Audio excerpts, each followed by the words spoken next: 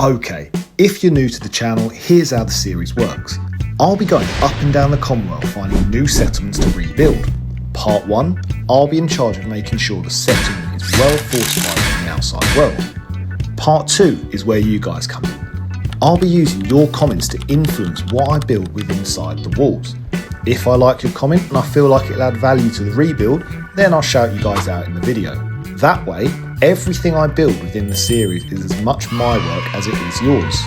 I hope you guys are enjoying the series so far, and if you're new and want to show your support, please feel free to drop a sub, like the video and comment your ideas below. So, this episode is a first for the channel, and it comes with both some positive news and some negative news. First things first, we put our new settlement video choice to a poll, and for the first time ever, after 72 hours, it was a draw. So I'm going to pick, and I'm going to pick the one that I believe I can develop into the best settlement, and that's going to be Taffington Boathouse. With its small build area and access to plenty of water, I think I can do something pretty great here. As always, I'll start with the construction of the walls, entrance and defensive watchtowers. So let's get into it. Let's start with the first watchtower. My plan is to have 3 towers in total, 2 on land, either side of the main house, and 1 in the water, watching over the far bank. These will be built with sturdy materials so they can withstand attacks.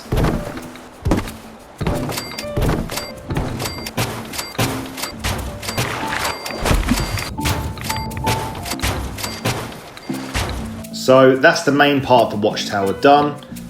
I've made sure that it's tall enough so it can oversee the high ground in that direction. Eventually I want to have walkways attached to the main building so you can easily manoeuvre between all the watchtowers. Now let's add the finishing touches.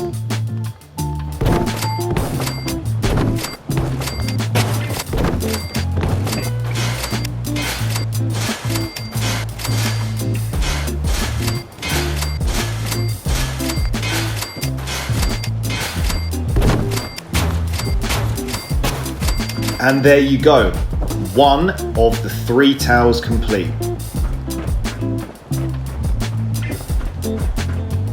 I like how this blends into the existing boathouse.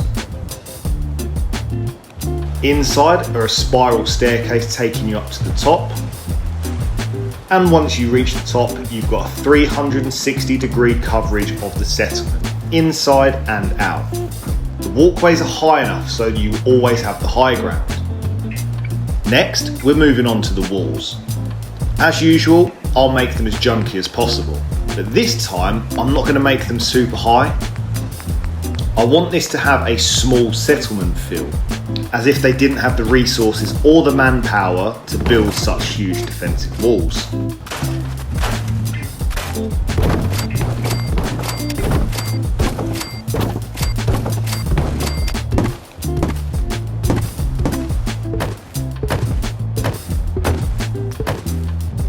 It's looking good so far. Now let's focus on the other side of the perimeter, using similar materials so that the style stays consistent. This way it feels like a place where people can just walk past and feel welcome.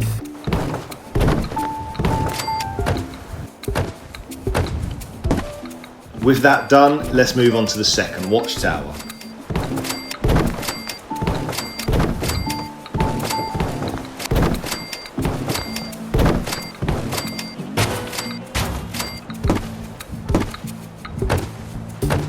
And there we have it, perimeter walls complete.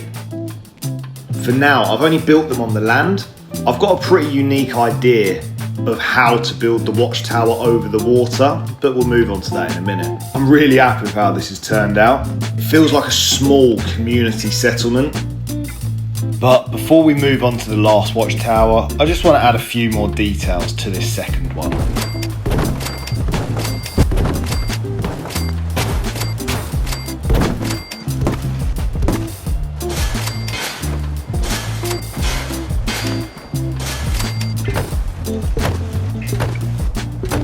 And there you have it, the land perimeter and its defences 100% complete. Now let's move on to the third and final watchtower. This one is going to stand out from the other two, mainly because it's built in the water. I'm going to make it out of scaffolding with wooden walkways leading up to it. And to keep it realistic, I'm going to be adding barrels underneath and to the side of the walkways to show that they might be floating.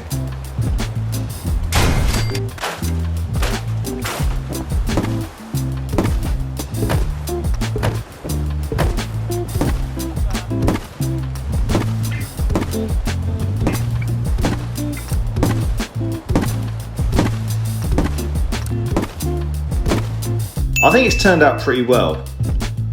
Not huge, but the scaffolding allows the water to flow through it. The final thing I want to do in this video is focus on the roof. It's in a bit of a bad way and I want to turn the third floor into a livable area. And as I mentioned, I'm going to have walkways connected to all of the watchtowers.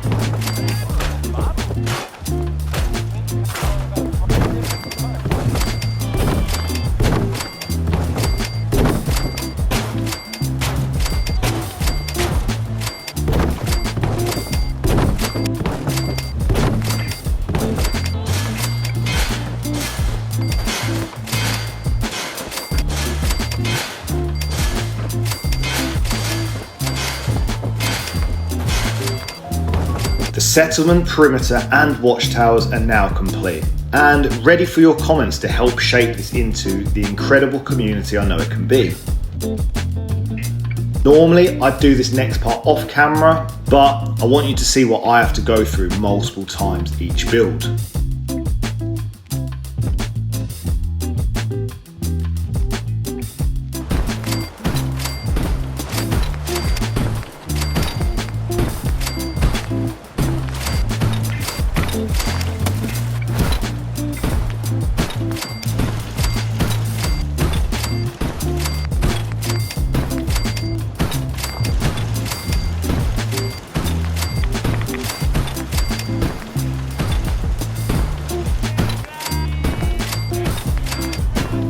As I mentioned at the start, there's good news and bad news.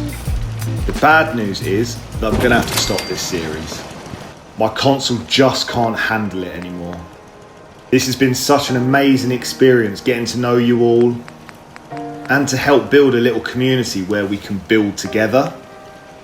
I've read through and replied to every single comment that's ever been left on my videos. I value your guys' opinions so much, and I'll always appreciate what you guys have done for me.